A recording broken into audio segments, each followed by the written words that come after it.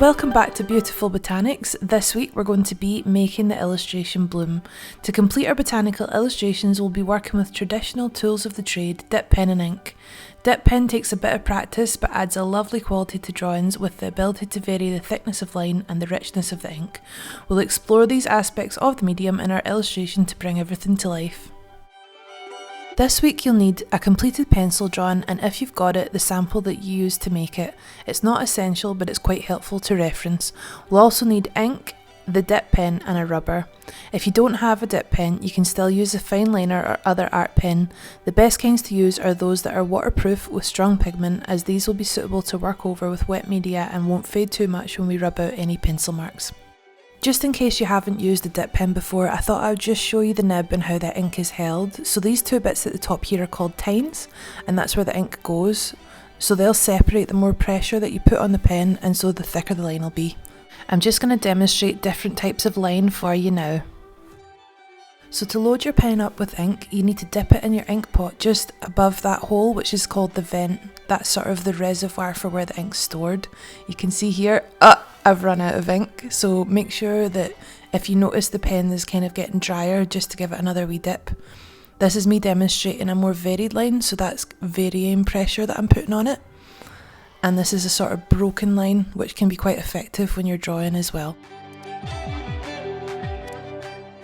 These are the basic types of line you'd see in a line work illustration. They're all examples of what we describe as line weight.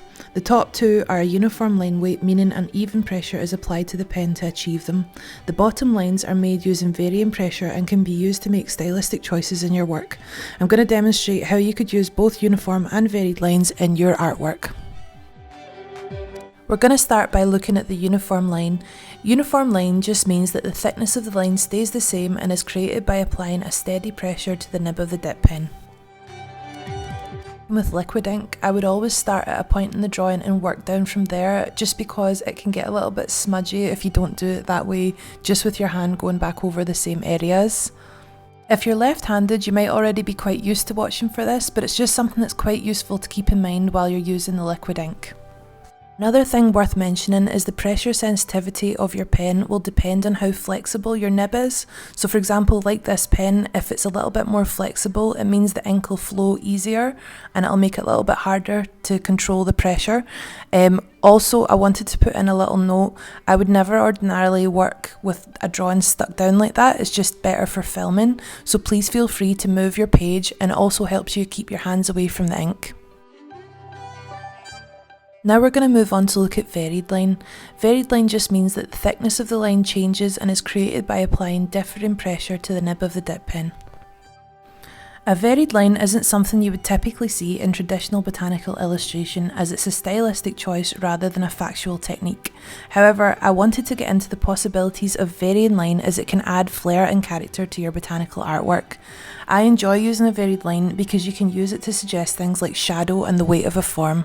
For example, the finer elements of the sample I've got here, like the leaf tips and veins, I'm using a fine or broken line, while on the deeper curves at the leaf base, I'm using a heavier line weight to suggest the weight of the curve and where I'd imagine the shadow to be.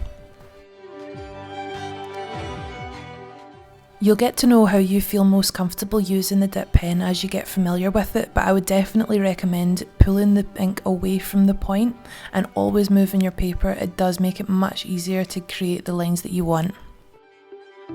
Once we've finished the drawing, we move on to waiting for it to dry. This is probably the most crucial stage. Please do wait for the ink to be fully dry before you start rubbing out. I thought I would just pop up the two daffodil drawings so that you can see the comparison between the uniform and the varied line weights side by side. So they are quite different, and the lines bring different qualities to the final drawing.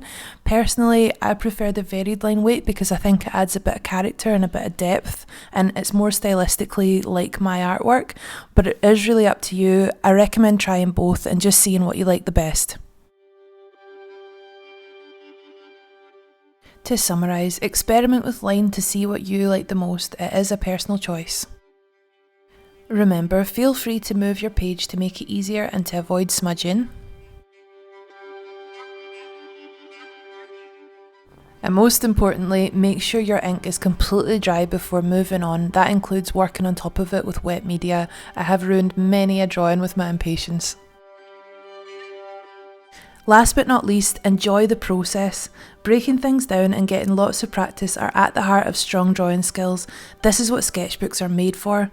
Don't forget to have fun and not be put off by mistakes. In my experience, mistakes are vital for developing, and spending time creatively is so good for your well-being.